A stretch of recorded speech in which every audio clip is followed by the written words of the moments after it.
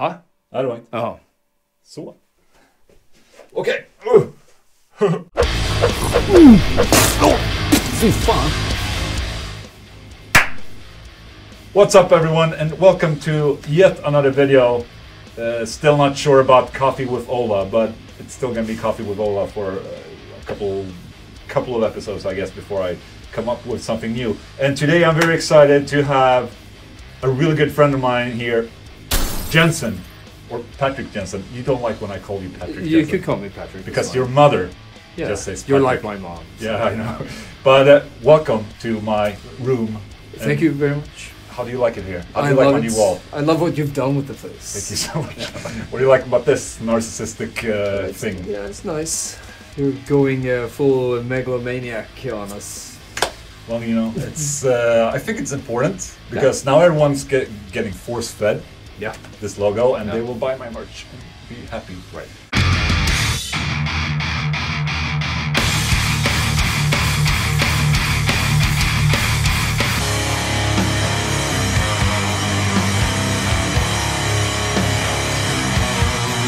Jensen, tell me about how you, when you grew up, like what made you pick up the guitar as an instrument, and what bands, what guitar heroes did you have? Oh, this is going to be funny.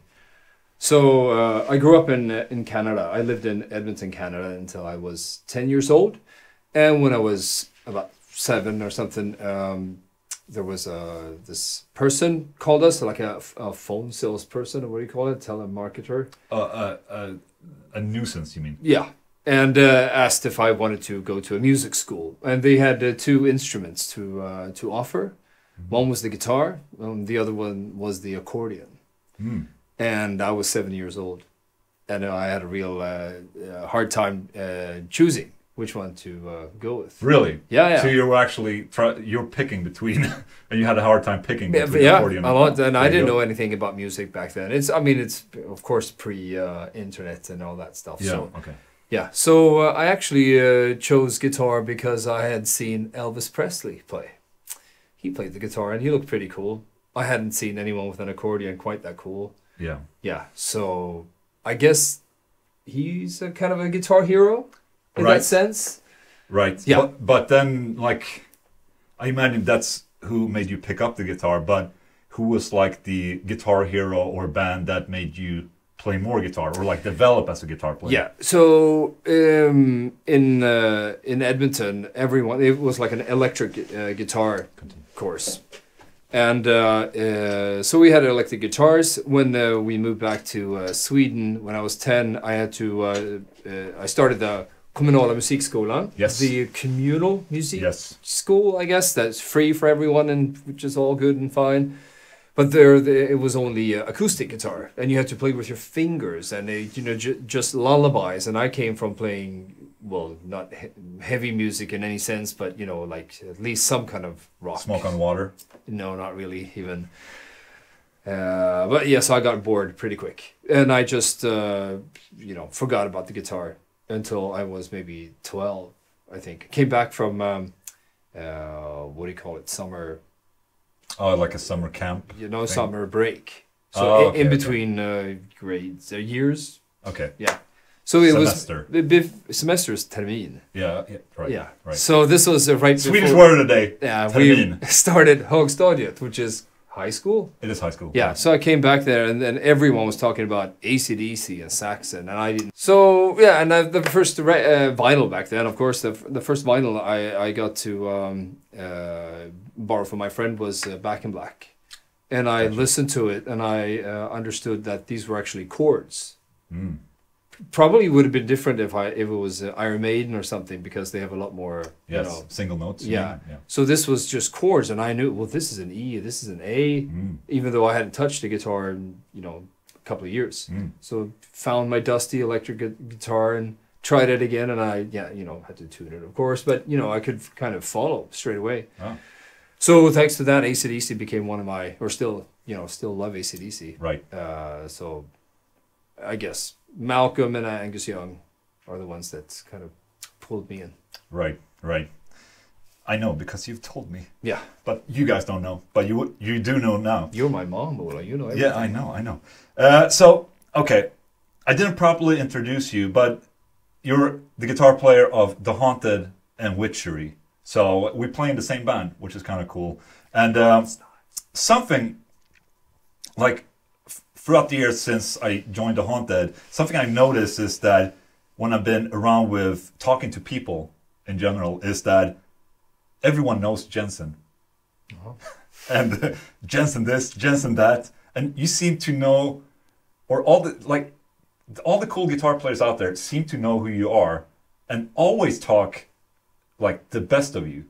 Like, why is that? How did that how can that be? Yeah, how can that be? I know you personally. Yeah, you're an asshole. Exactly. How can that be? I didn't know that, actually. It was very nice to hear, actually. So, yeah. I don't know. I like to talk to people. Yes. It's cool. I'm interested. I'm a fan, basically. So when I get to meet, some of my heroes, so, I approach them and I ask geeky questions. And maybe to get that kind of foot in the door, I ask a question that I know will be unusual to them too, but so they will know, kind of that, okay, this guy knows. He's different, or he's not just a regular fan that just asks, oh, how was the gig? A weakener or something. A weakener. Yeah. Good word. Yeah, weakeners are not fun. But yeah, so I try not to be a weakener. And then, some kind of... just a little side note, can you explain what a weakener is? Well, it's someone who doesn't even need to be asking questions. Could just be hanging around or something that just draws energy from you. Yeah. Somehow. Yeah. Like a succubus type of thing. I don't know. But yeah, weakeners are not fun. No. They're everywhere. Yes. So beware. Yeah, exactly. No, but I mean, like whenever I talk to, I meet a lot of people during trade shows, and people come out to workshops, and I just talk to a lot of people in emails, and guitar players reach out to me. They always seem to know you. You have they respect you so much. I think it's of your back catalog, of course, and because you being a really, really nice guy. And it's just, it's very admirable. I just wanted to say that. And it feels like some kind of intervention here. Like, yes, you need to understand how. Yeah, understand. I love you, Jensen. Please, I love you more than my wife. No, no, it's fine. So, as I mentioned, you played in 2 bands currently. You play in The Haunted and Witchery. You started both bands. Yeah, if I'm correct. And so let's talk a little bit about Witchery first, and something that's. Yeah. Also about, sorry, did you want to say? No, I didn't really start Witchery. Witchery was Satanic Slaughter from the beginning, so it kind of... Right. But I was there from the beginning. Right, yeah. But I'm trying to build up this interview by starting to talk about Witchery. Right. And then The Haunted, which is a big thing. Yeah. So something that I think is very admirable, and something that I think is very good for a band right now, is what you guys and what you has been doing for the past 2 years since you kind of like started grinding again, is that you've actually released albums very frequently. Like I think for the past 2 years you released 2 albums. Yeah. And so why this new energy, and why did you like go from, because Witchery before was like you released album not that often, maybe, or maybe you did. Yeah, there's a reason to that. Yes. So, are you... Go ahead. Yeah. So, when we... Witchery started to release albums, we released it actually before the first Haunted album. Okay. So, it was both... first Witchery and first Haunted came 98. Right. But I think Witchery came out before that. With Witchery, it was like just a fun project. People had other bands, and we were trying to just get together and play some kind of thrash, black. I don't know even what it is. Yeah. And it was so easy, because when it's fun, it's easy, of course. So we said that we're gonna release 2 albums per year or something stupid like that. Which we actually did in '99. I think we released 2 albums, and then year 2000. Martin Axelrod joined the band on drums, and he later joined Opeth, of course. So Charlie is an arch enemy, and they're taking off, and I'm in the Haunted. We're super busy, and then Opeth, of course. You just imagine Opeth. So it was very hard to find a time where everyone had time to just get together. And because we were like a jamming, rehearsing kind of band, and not someone just, you know, by himself on a computer, it was so hard to get the ball rolling again. Yeah. But then we eventually made an album in like in 2005, I think, and then another in 2010, and so on. But people seem to have never forgotten about Witchery, and it felt important to me. I mean, I might be very ignorant right now, but there's not many or any band that sounds kind of like Witchery. I think that Witchery has, even though you're not that old of a band, it's a cult band. I think so. In a way. That's like when I first it's a name that I know of. Maybe necessarily haven't listened to that much back in the day, but I knew him. I knew the name. I knew the logo, and I knew the type of music. And I think that it's become kind of like a cult thing. And so that's, of course, a balance between how often you release something, but how do you maintain? Because nowadays, in my opinion, I think more frequent releases are more important. Because I mean, there's so many bands out there playing. How do you try and keep that cult status? Oh wow! I don't think it's any kind of conscious decision or anything. We because everyone is so busy, and you know, if people start getting families and everything, it's, you know, yet another factor that plays in and you know, competes for people's time. Yeah. So you just need to do stuff when you can. Yeah. So we've had to what do you call it? Resort to writing on a computer. Yeah. And since I write almost everything, or more or less everything, it's me who do it. And so I just go ahead and write an album, and then I'll write another album, and then, you know. Yeah. So that period you were talking about just now, 2 albums consecutively, what do you call it, in following years? Yes. Yes. We also had a Haunted album during that time too. And now it's time to write both a new Haunted album and a Witcher album. So... you just need to get busy with, you know, I sometimes, or I've many times wondered, sitting there with writer's blocks, thinking of, you know, the riffs have dried up. Yeah. There's no more ideas. Yeah. But they're always, they will come. Yeah. You just need to either work through it or, you know, really go clean your mind somehow. I think that the way to break through a rut like that is just to be bored for a long time. And then eventually you kind of, you know, break that barrier. You make this one riff that eventually inspires you to write a full song. Yeah, yeah. I think that's very common. I mean, that's how it is for me, at least. So, okay, will there be an album for 2019? Witchery? Yeah, there might even be something for this year.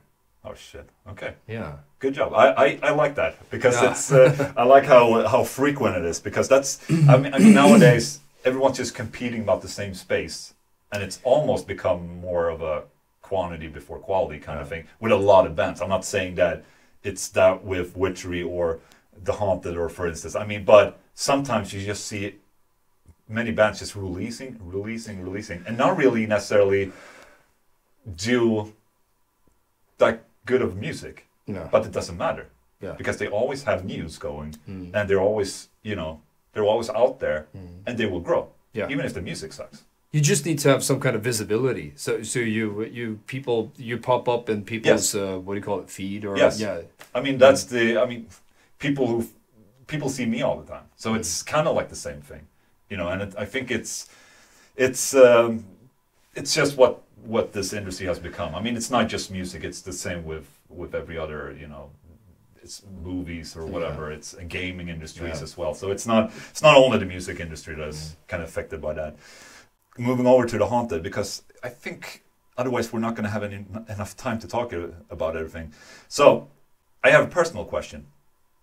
I have asked you this before, but I don't think a lot of people know about this. But how and why did you invite me to join the Haunted? Yeah, I've asked myself that many times too. Peter and Per and Anders kind of kind of left the band at the same time, which left me and Jonas in the only guys remaining. And Jonas and I were always the guys in the band that still listened to metal. I could still, when I met the guys at, in a tour bus or rehearsal or anything, that, Jonas, have you heard the new Bolt Thrower? Or have you heard the new Saxon or something? Right. And he would always, yes or no. And he knew that there was, the other guys, they had moved on musically. So, which is fine. But when it was just him and me, we were still, this is still fun. Yeah. So let's try to get people back together again and getting, me and Adrian formed the band. So getting him back together was, really great. Yeah. And Marco's a great guy, great singer, great front man. So there was not much, what do you call it? Not much of a, what do you call it? It was a no-brainer. Exactly. Yeah. Okay, so we needed another guitar player. So we asked about 20 guys, and then... the 21st choice, I like that. Yeah. No, but you were actually the first guy we asked. And you kept popping up on YouTube. So you had that same visibility thing, like, who is this guy? That's what I mean. And it's something I try to tell in a lot of my videos and workshop, is that because people see my ugly face all the time, that's why I got these opportunities. Sorry. No, well, it's true. And I emailed you a question about an amp, I think, something. And you, because, it's your job, so you were on, I think it was through Facebook or something. Yeah. And you replied within 20 minutes or maybe, so it was pretty quick. And I'm on Facebook under my own name, so... But I didn't say anything about the band or anything. I just asked you, do you know anything about this head, blah, blah, blah. Yeah. And you replied, and we talked back and forth a few days, maybe. And then I sent Jonas a link to one of your videos you were playing. I said that this guy seems out of his mind, but maybe he's good enough at playing. And Jonas said, that sounds good. I don't know if people know the Björler brothers, but they are very... perfectionists. Yes. Very much so. They're great musicians, and probably because of that, because they have very high standards. Yes. So I liked what I saw. If I heard back from Jonas that he also liked what he saw, then I knew we had something good here. So that's when I asked you. Great. I don't know if you played... you just played along, played dumb, like, I know this guy. He's from the Haunted or something. I don't remember, to be honest. Yeah. But I think that at some point, maybe I Googled your name. Because, there's so many names. I'm like the worst. It's always like with song names. I have the worst, like, I remember a face, but I have the worst memory when it comes to names, song names, band names. But I remember riffs and faces. You don't remember riffs. You need to practice all songs. That's true. But so, what made you Google my name? Because you get a lot of guys probably nice questions about it. I don't remember. I don't know how it came to be, or maybe I don't know. Yeah, it's too long ago. I don't remember what I did yesterday.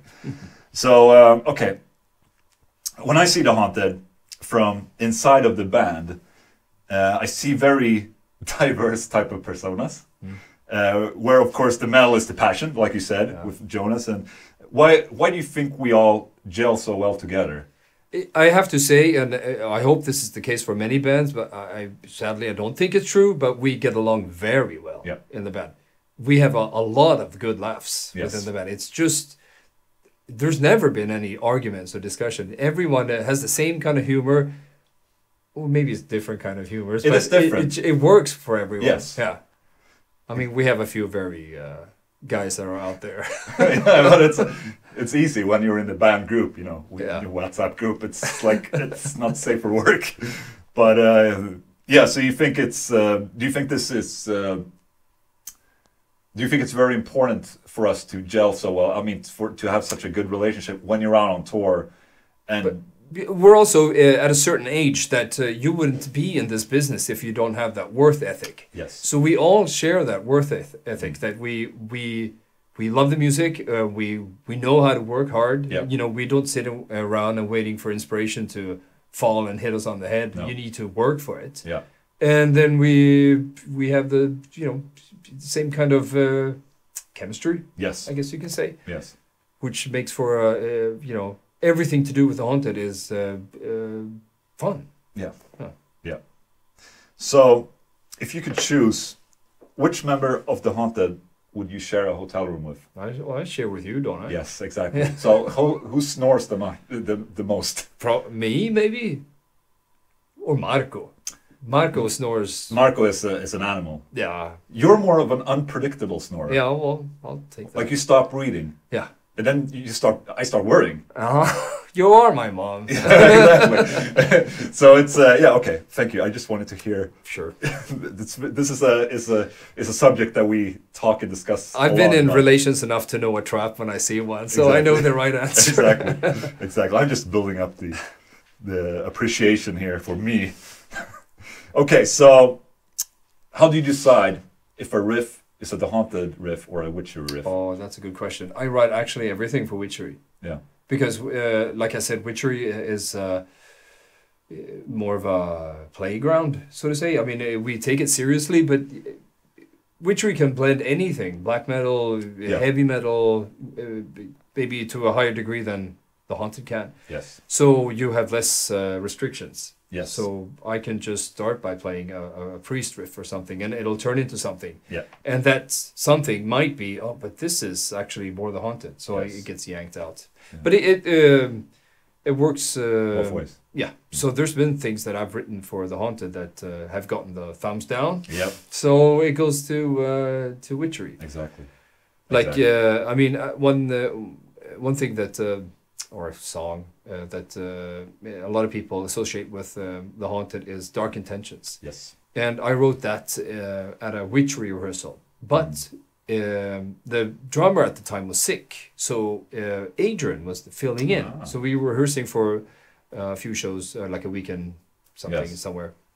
And I said, oh, I have this idea. And I tried to decide, and I told him, do this. And he did this. And okay, I'm going to do this afterwards. It was something that it wrote itself. Yeah. Maybe in the say, I think it's 1.5 minutes. Yes. So maybe it took 3 minutes to write that thing.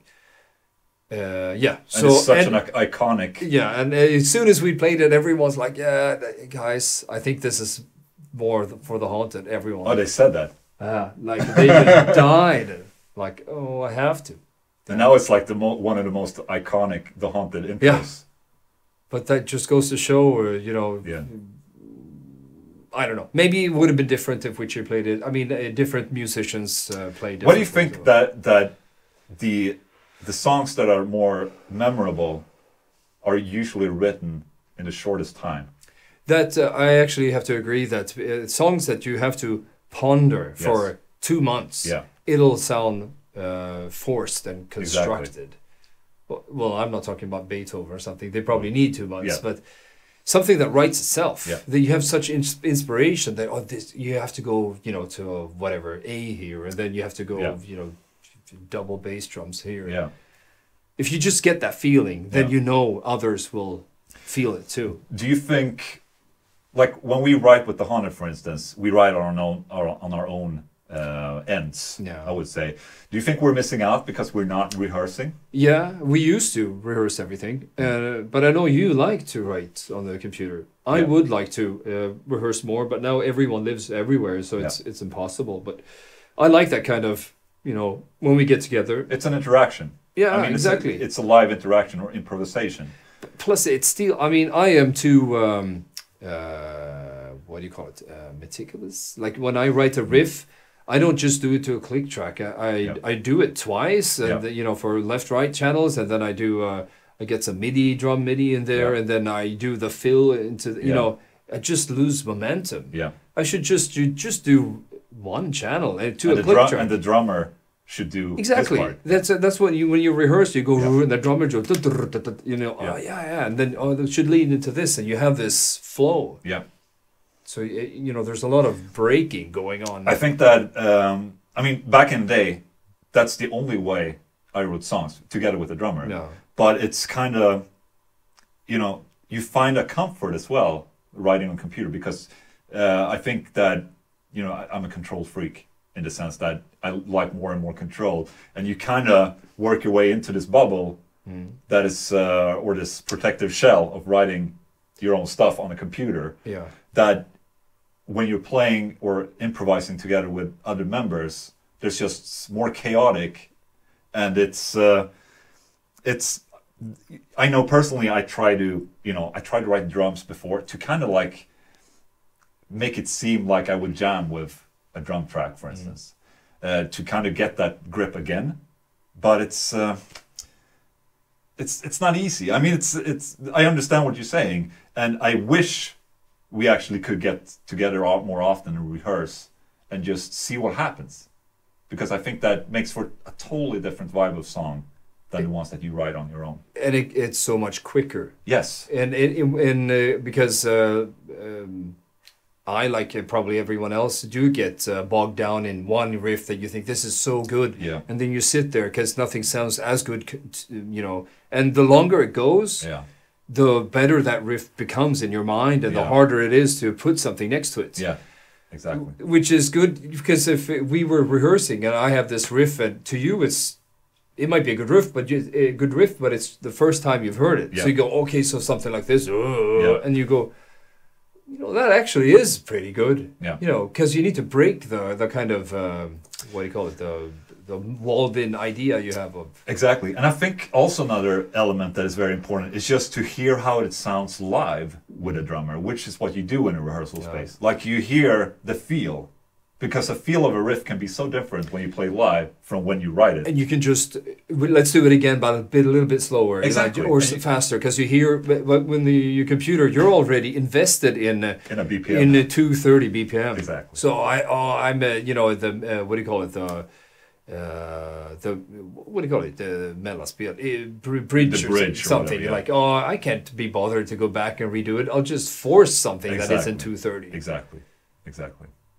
Well, that's interesting. It's not very organic. No. There's a lot to be said about the good writing techniques, I think. Yes. I think, I mean, nowadays, it's basically more about efficiency of how you write. I mean, all of us have jobs, so it's hard for us to even come together. I mean, we have writing sessions, it happens. Yeah. But it's more like when the songs are almost done, and then we poke in each other's songs, which works okay, I guess. But it's fine, because, like you said, you're a perfectionist, and you. Yeah. But when you present the idea, you have come to Vägs ände, to the end of the road, exactly. And you're fine. Yeah. And then if someone has an idea, you're always fine with changing something. But then you've had time to think your mind through. Exactly, so, and I think also I try to keep an open mind with the Haunted. Yeah. And I know that, I mean, I have feared, I have my own stuff, which I'm in total control of. So the Haunted is fine. If I must admit, at the beginning, when we started writing songs, it was not easy for me to have people like, what's that? it was not easy, but it was very good for me that you did, and in that sense, I've loosened up more, which I think is very good for me. And but then again, having, you know, my other things, like you have Witchery, it's fine. Yeah. That people don't like your stuff. It's like, okay, you know, we just have different opinions. Yeah. I like the riff. I know I can do something here. So, yeah. It builds trust. And then when you have trust, it takes away stress. Yes. Because if you are sick, or you have some, you know, you need to go somewhere, you know that there's someone else that's picking up the slack. Yeah, exactly. But if you need to do everything yourself, if you're sick, there's nothing happening. Yeah, exactly. So. Exactly. Good discussion. I like that. Yeah. Moving over to gear. All right. Which is like the real nerdy stuff. What's this? It's a Marshall head that I got. No, it's one of my newest heads, and It does look a little Marshall-esque though. Maybe, it's EL34s and British. And I love it though. 50 watts, the way to go. Yeah. How often do you need 100 watts? It's lighter, doesn't take up much space. I mean, if you play loud on stage, the front of house, the sound guy will tell you to turn down, your backline is louder than the PA. Yeah. And when you're rehearsing, you can't play it. Who plays 100 watts at rehearsal? No one. I know you don't either. So 50 watts, why not? Yeah. I mean, 100 watts is back from the day when you didn't have any PA. Exactly. So doesn't make sense. Totally agree. I actually have the lunchbox also. Yeah. The lunchbox 2. Which is like 15 watts. 15, yeah. Or and down 5 and 1, maybe even. I'm not sure, but 5 and 15. And it sounds great. Yeah. So, really like it. I think the only difference with the even smaller lunchbox amps is because they don't have the real transformers and the bigger full-size tubes. So there's, other than that, if that could be replaced with big stuff, I think they're like spot on, perfect. Yeah. And I mean, they're loud enough for a rehearsal. If you I was thinking of bringing that, but then I just like the color of this one. So no, I mean they do sound better. The more and this is EL34. So, exactly, real power amp tubes, and because of the size, a real transformer as well. Because transformers are almost as important as power tubes, I think. So cool. But have you used it? Is this, how new is this? You never used it with the Haunted? No, I have the other 50 watt head. I've used that one. Yes. Yeah. Cool. But I did, we did a tour with Arch Enemy and Lacuna Coil. Yes. I had 100 watts. One of these. Oh, with the EL34s? Yeah, yeah. Okay. Yeah. So that's when I tried it the first time. And I really liked it. So, and then I got it to, for home, for me. Yeah. And, it's what I play nowadays. Yep. Cool. And guitar-wise, this is a perfect moment for me as the owner of a guitar brand called Solar Guitars. What is this? This is what's it called? It's an E-type shit. E-type, yeah. Just like the singer in Sweden. Yeah, Jensen's 601. What is it? 106? E1.6 Jensen. Ah, there you go. Yeah. Not really that good of an advocate for the name. But it's just a name. Okay, so before you start, let me just tell you guys about this guitar. This is the actual first signature guitar we have with Solar Guitars, and it's the. I must say that you can see some of the effects here. This has an open pore swamp ash body to it, and it's. Because of this guitar and Jensen, we kind of like implemented and forced the factory to make this type of finish, which they haven't done before. Right. So basically, you help them improve their game. So are they successful? I mean, yeah. They're great, and obviously we have it on a couple other guitars, the black open pore, and it's. I love the structure and how it comes out. Yeah. And this is the first signature guitar that we have, and you've always been playing Explorer type of shapes, and I must say it looks really good on you. Well, thank you. You do sound like my mom. Yeah, but I really love this guitar. It has the right weight. I mean, and that's something we. Sorry for interrupting. That's something we worked a lot on. Yeah. Regarding the weight issue, because a lot of Explorer. Yeah, the dive or the dive outwards and so on. Can you show the back a little bit, just so people understand there's a little elevation here, because a problem with guitars if they're neck heavy is that the placement of the strap button is too low, probably too low over here or even here sometimes, and the trick is to try and move it as far up as you can, or just have a good balance in the body. And here it is without affecting the what do you call it? The axis of the fret. Sorry, I'm just being Ola, the president of Solar Guitars, trying just to talk and sell shit. So, tell me about the specs. Like, what type of pickups are on there? EMG 81s and the EMG 89, I believe. It is an 89. Okay. Yeah. Because I've always, I have other guitars with other pickups. Of course, I've tried other pickups, but the EMG 81s are what it'll help you through any kind of situation. Yes. You have a flying festival somewhere, whatever happens, Yeah. the EMG 81 is a solid pickup. It'll always get the show done, so to say. Yes. I mean, it's. I've always seen the 81 as a metal classic in the sense that you can plug it into almost everything and it will be metal. Like, because of its higher output, and it's in some amplifiers you don't need an overdrive or a boost or anything like that. So plugging a 81 into a rectifier, for instance, it's enough. Yeah. While when you use passive pickups, you need something to help out, yeah. a boost or a clean boost or overdrive or whatever. So here's something else that I think is very important. This, right, for anyone that's been playing shows, they know that if you don't have your own sound or light guy, yeah, you know they will go crazy. Or they, I mean, if you're in certain countries, they will look away and smoke something and then not care about what's going on stage, and the stage is full of smoke and it's all dark and you can't see anything. No, and then you're going to, you know, playing something that's all over the place, so you can't see anything. Yep. And then you have your roadie or yourself, you tape these, right, what do you call it? Aluminum. Yeah, like glow in the dark tape. Yeah, exactly. And that rubs off because your thumb is on there, and so it gets all messy and glue. I mean, it's a pain in the neck. Yeah. So that's why we had these put in. It's in the neck, literally. Yeah. So we had these put in, so you see what's going on all the time. Yep. So it's I mean, I think this is it's a working man's guitar. This is a tool that gets the job done. Yep. It might not have the fanciest whatever, but it is.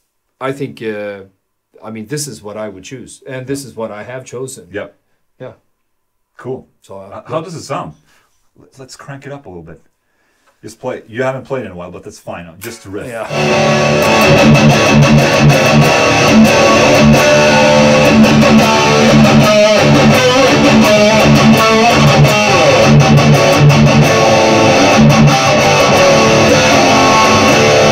Sounds good, man. And the amp sounds good too. Can I crank a little bit more? Play more.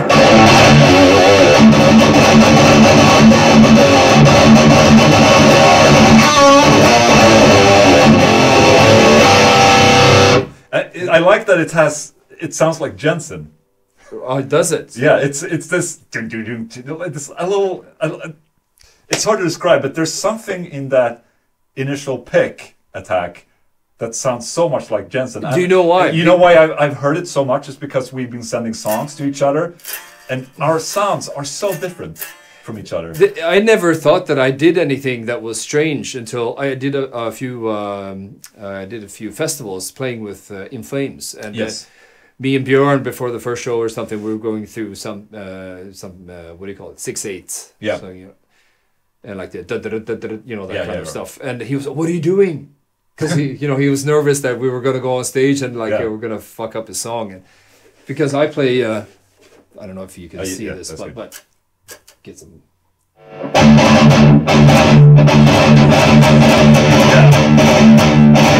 I do the one on the up. Right. So you make it strictly alternate. Yeah. Yeah, exactly. So I guess I get it. It's a different type of sound. A different kind of emphasis or the tuning. Yes, what do you exactly. Say? Yeah. While when you make it like dun dun dun dun dun, when you shift with the two downstrokes, it becomes more exact. But with this, it becomes more of a flow. Yeah, I start. I mean, usually you start everything with a down pick. Yeah. This I always start with an up. Oh, interesting. Okay, shit, do it again.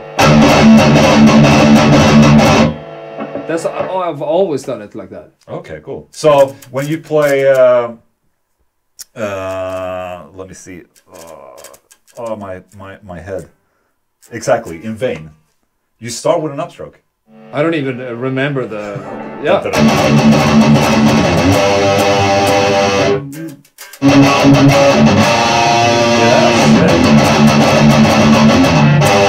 I didn't realize that. That's interesting. You don't get tired. I mean, I can go on for a long time. Wow, shit. Wow, that's a great little detail I had no idea about. That's probably why it sounds like starting with an upstroke. That's shit. That's impressive. So, okay, sounded great, by the way. Then we have Anders Björler when he does just a triple thing. Yes, he does the triples alternate. I do just straight triple like a 99 or something. Yeah. You know, it's always down. Yeah. He goes alternative. Yeah, that's yeah. When you do that really fast, he saves like energy or time. Oh yeah. It's more efficient in that way. I can't play like that, but he's always done it. He never knew that was strange. So for him, it's just, and he goes. You know, I think that I played it like that because I was a strict John Petrucci, like devoted guitar player, and he is all about alternate picking all the time. So I used to play that like that, but then when I don't know if it was when I joined a Haunted, I changed because to get that extra down pick in there. But I don't know what that point is, but it's definitely a different feeling. And it's weird when two guitar players play different. It should like shift the. But it fattens the sound. Exactly. That's what a lot of people think is a bad thing. No. Because they just play exact. I mean, our techniques are so different, and so like but they accompany each other so well that it widens the sound. That's what a lot of modern albums today lack, because. You know, there might be the same guy playing guitar and maybe sometimes even the bass. So there's no fluctuation. Yeah, there's nothing to fatten the sound. It's just too perfect. Yeah. So you know, I've always been an advocate for recording live, but then of course I also budget, and what if you don't have the opportunity to rehearse, and what can you do? So you need to, go with the drums and bass. But some people think that has to be the way, but it doesn't. If you with the Haunted, we've recorded albums, so to say live, but it's in the studio. But it's the album Versus, by the way, that you recorded live in Puk Studios? Puk Studio, yeah. By Two Madsen? Yeah. That's 20 songs on that album, actually, if you count the extra material. I don't know how many songs are on the actual, but it was 20 songs, and we had all tracks. Yeah. Maybe not guitar solos and vocals, but all the, what do you call it, basics. In 2 days. Yeah. That's 10 songs per day. It's very effective, but then again, you don't really count the hours you actually rehearse before. But that is the thing. That I mean, with, for example, just Iron Maiden's Run to the Hills. If they had recorded that song after they've done the, world tour, when they really knew the song. I'm sure they are a band that rehearses, so they might be a bad example. But a lot of bands, they go to record a song that nowadays, it's only been on a laptop. No one's ever played it. And then they go out and do the tour, and you end up playing it much better, but then it's already exactly on the album. It's very interesting. Actually, a fun little side note is that Meshuggah just did the exact same thing with the Violent Sleep of Reason album. They recorded live in the Puk studio with Two Madsen, and it's because of Versus. Fredrik liked the album and the feeling of the live album so much that it made them record the same way. Okay. That's what he told me. Yeah. So that's a cool little side note.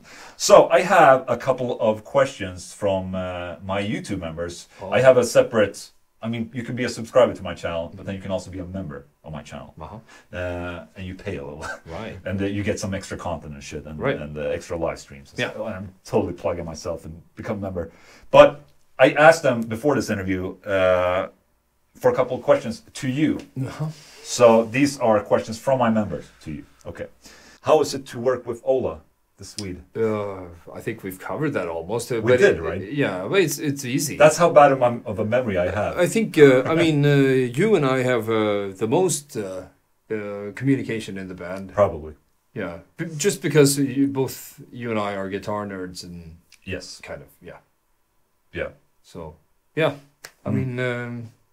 it's fun. I'm happy you said yes, and I think I've told you many times that I'm happy you said yes. And I'm also happy to be. I think it's when I'm a little intoxicated. Usually those things kind of like, man, thank you so much for giving me the call.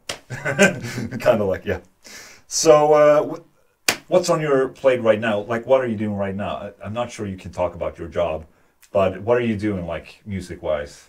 Well, there's like I said, the new Witchery and the new Haunted album. And, we should get started. And I know you've said you don't have much time, and At the Gates are very busy. Yes. And so we've decided a few things in the band that I think are pretty exciting, if you can remember. I don't remember. Your memory, man. I don't remember. You need to start taking those Q10 pills or whatever they are. Okay. I mean, right now, when At the Gates is out playing, this is probably the best time to write. Yeah. but I don't remember what we said. I'll refresh your memory. Oh shit! But I'm pretty. Okay. Don't you remember if I say that I was very excited about it? Maybe. Yeah. Yeah. Shit. Oh, I'm sorry. I disappointed you. Shit. Maybe we are writing for an album right now. Yes, we are. We are. You can say that we are. It's we true. are writing. It's true. Okay, great. So I have a last little request or question. Like the first ever riff you ever learned. Mm-hmm. Do you remember? Mm-hmm. Can you still play it? Yeah. You think you can practice a little, it's fine. Well, no sound first then. Oh, okay. Yeah. Okay.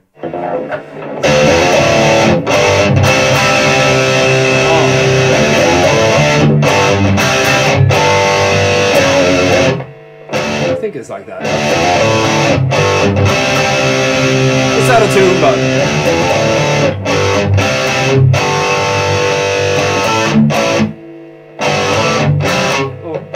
I don't know. Yeah. That's a pretty hard riff to be a first riff to learn. But that's the AC/DC I was talking about. Yeah. It actually wasn't. Now, when I played this song, it was For Those About to Rock that I borrowed the first time. Okay. And so this is Let's Get It Up. Yeah. I think. Right. And then you go. I mean, it's just chords. Exactly. Yeah. Exactly.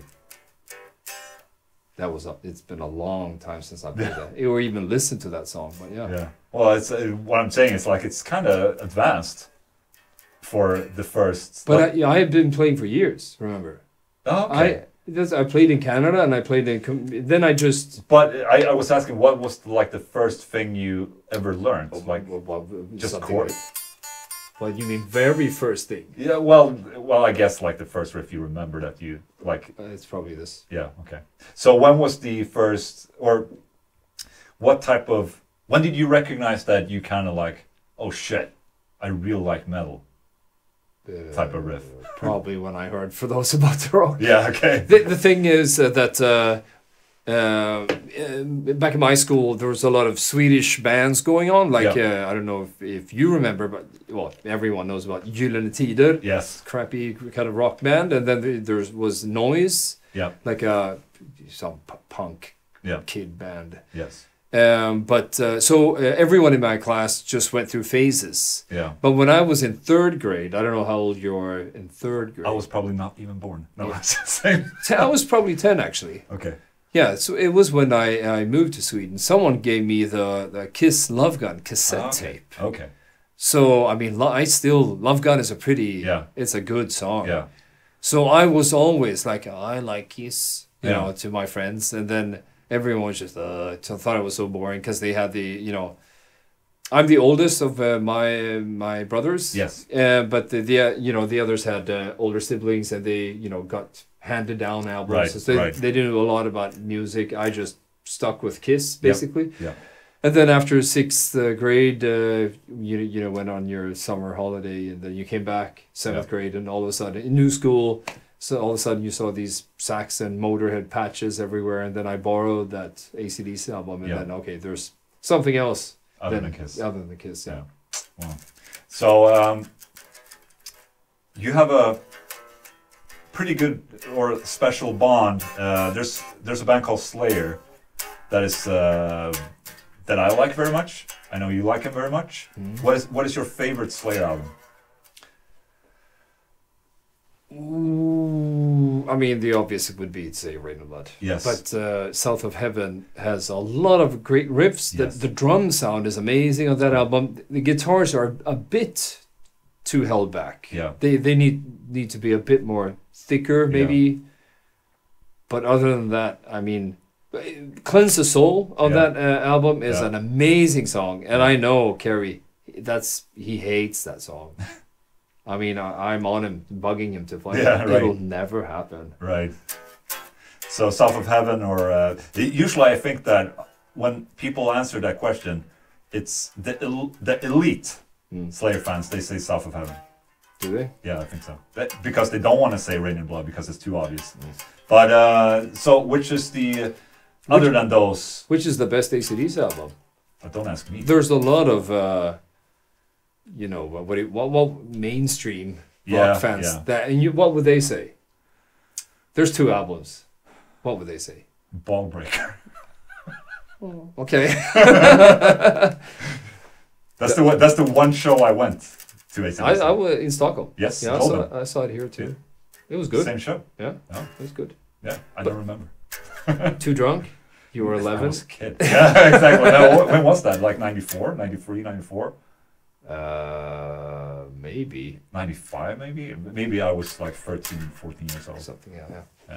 I remember I was just annoyed by the guy next to me because he was drunk. And like he always like kind of like, hey man, look, so good. Like, come on, shut up. Yeah, get the fuck out. No, everyone says Back in Black. Yes. Or they say Highway to Hell. Yes. But everyone who's listened, seriously listened to AC/DC knows it's Power Age. Yes.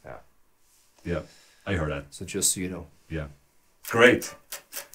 Thank you so much, Jensen. This has been a pure pleasure. Yeah. Easy. This is just like hanging out backstage. That's the point. That's the point. Like, just I'm going to invite you later as well because I mean, there's so much to talk about. Yeah. But maybe like in half a year or something like that. Maybe I can interview you that time. You know, I mean, I know stuff about you that people would want to know. Exactly. I always forget, but I try to say this before every interview that this is more you're invited to ask. And drag me into a discussion about things. Now you tell me when it's over. Sorry, I mean that's but we'll do that in the next one because we're gonna do this, and I need more guitar players in my. I need content. That's what I'm trying to say. So we need to return to this. Thank you so much. Thank you, and I love you. Thank you. Well, likewise. You're my mom. Okay. If you like this video, please put a thumbs up and subscribe to my channel. You don't have a YouTube channel, do you? No, thank God. You can go. Good. Go check out Witchery. They have an album this year? Something. It's unconfirmed, but you heard it here first. So, and then probably one for 2019 and 2020, 2021. Of course. And the Haunted album, you just have to see. I don't want to say anything because it's not in my control, I guess. It's my control. Okay, thank you for watching. Bye.